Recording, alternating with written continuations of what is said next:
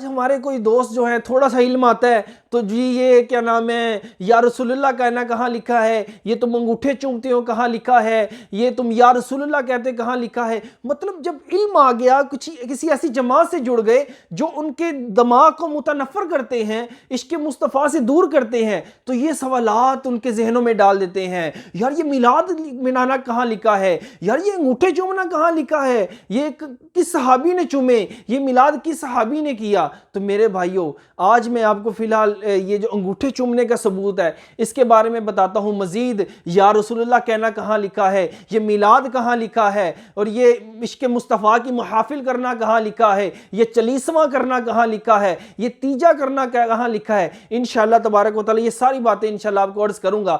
انگوٹھے چومنے کے بارے میں آپ کو عقلی دلیل دوں گا تو دیکھیے گا انشاءاللہ تبارک و تعالی یہ جو شیطانی وسوسہ ہے میں کہتا ہوں یہ جڑ سے ختم ہو جائے گا انشاءاللہ تبارک و تعالی۔ ایک بندہ میرے پاس آیا جی، کہتا جی دانش بھائی یہ آپ انگوٹھے چومتے ہیں جب رسول اللہ کا نام آتا ہے، اشہد ان محمد رسول اللہ، ہم محبت سے انگوٹھے چومتے ہیں اور آنکھوں کو لگاتے ہیں، یہ کہاں لکھا ہوا ہے؟ تو میں نے کہا یہ حضرت آدم علیہ نبینا علیہ السلام کی سنت ہے۔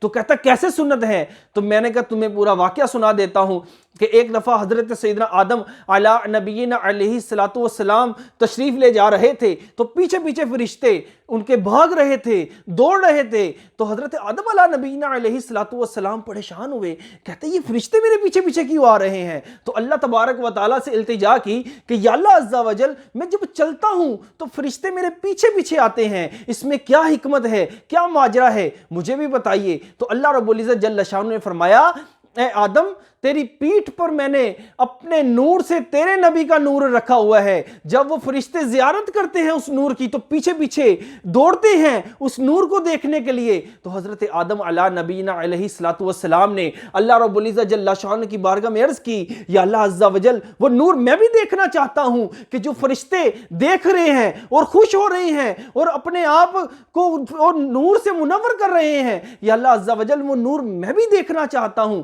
تو حضرت آدم علیہ نبینا علیہ السلام کو اللہ تبارک و تعالیٰ نے فرمایا اے آدم اپنے انگوٹھے جوڑیے۔ تو حضرت آدم علیہ نبینا علیہ السلام نے انگوٹھے جوڑے تو وہ جو پیٹھ پر نور تھا آپ علیہ نبینا علیہ السلام کے انگوٹھوں میں اللہ تبارک و تعالیٰ کے حکم سے آ گیا۔ تو حضرت آدم علیہ نبینا علیہ السلام نے محبت سے زیارت کی، وہ نور کی محبت سے زیارت کی اور اس کو چوما۔ آئے جس سے ثابت ہوتا ہے کہ جو نسبت والی چیز ہوتی ہے اسے چومنا میرے باب آدم کی یہ سنت ہے۔ تو حضرت آدم علیہ نبینا علیہ السلام نے اسے محبت سے چوما اور اپنی آنکھوں کو لگایا۔